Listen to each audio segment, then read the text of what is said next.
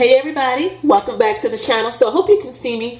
I'm here at one of our rental properties, so I'm in the kitchen talking while I'm waiting for a tenant. They'll be here in about 10-11 minutes or so.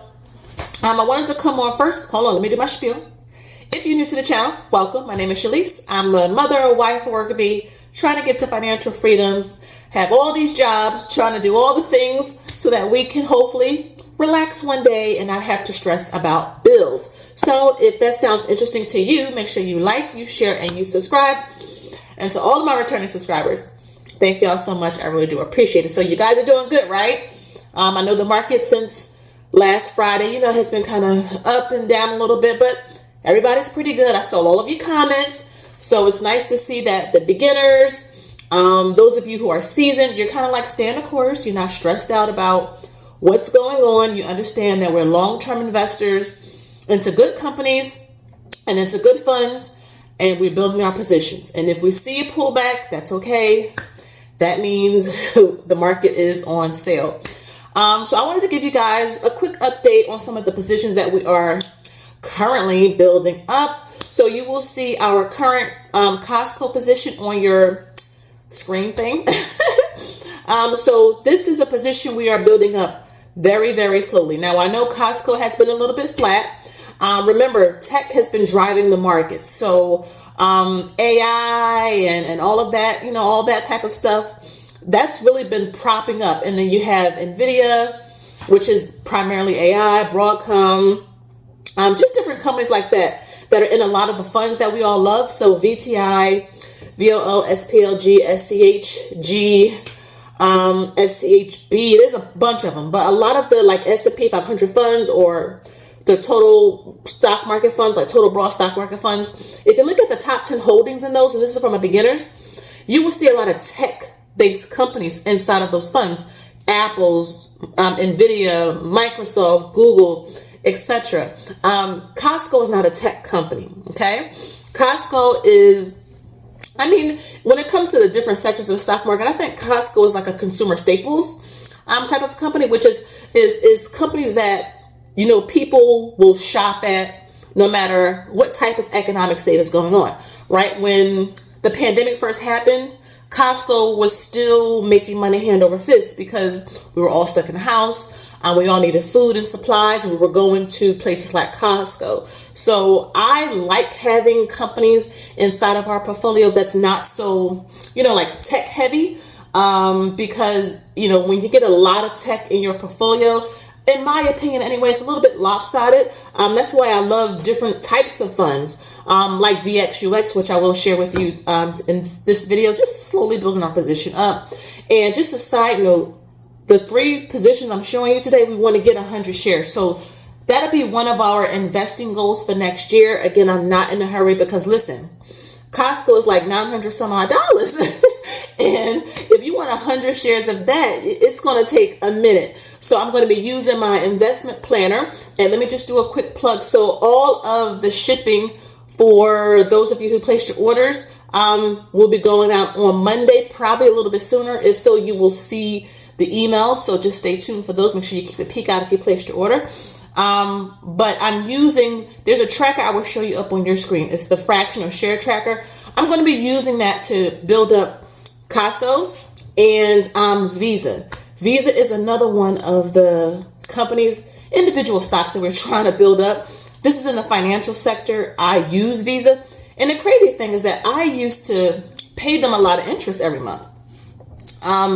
Back in the way day, I was not financially responsible. And I think a lot of times we all have to have like our sick and tired moment, as Dave Ramsey talks about. You have to have your sick and tired moment, because if you don't have something that makes you really stop and say, you know what, I gotta make a change, you're never going to make a change. We're just going to go right around in the same circle, making excuses, and 5 years from now we'll be in the same exact spot.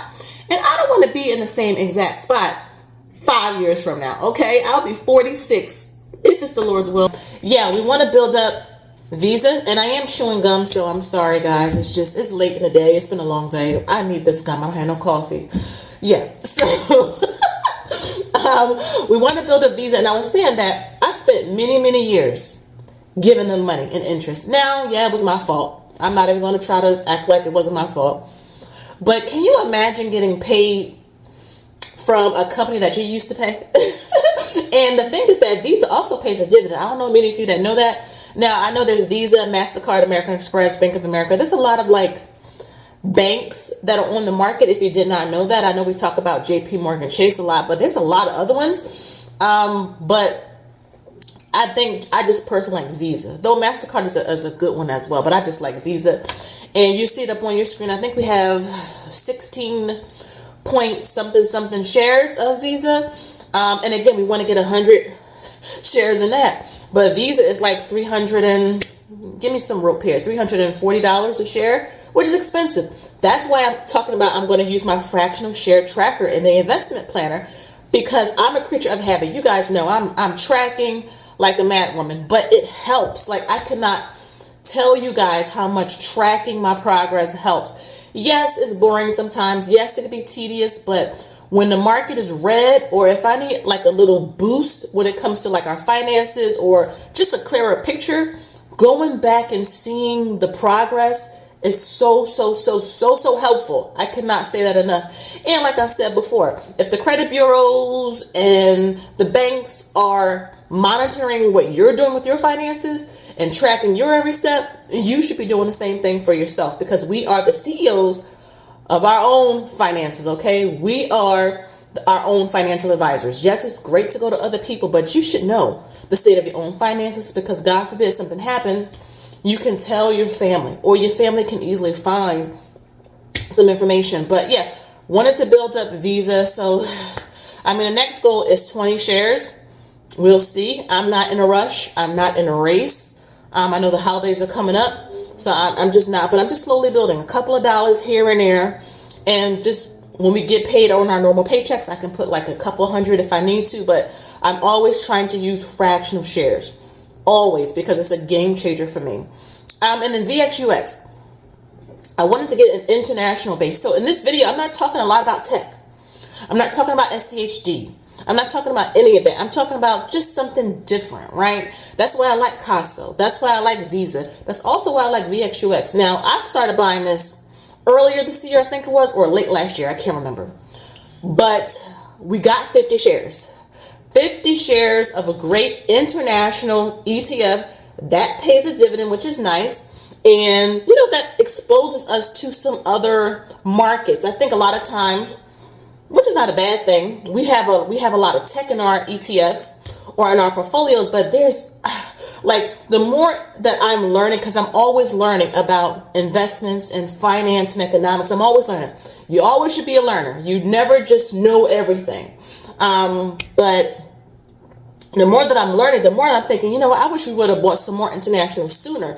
Now, in our retirement-based accounts, those are target-date funds. And usually target-date funds have a little bit of international in them. It just depends on the risk tolerance, I guess, or the makeup of the fund. And that's all based off of the fund manager for your mutual funds, which is usually what 401k target-date funds are.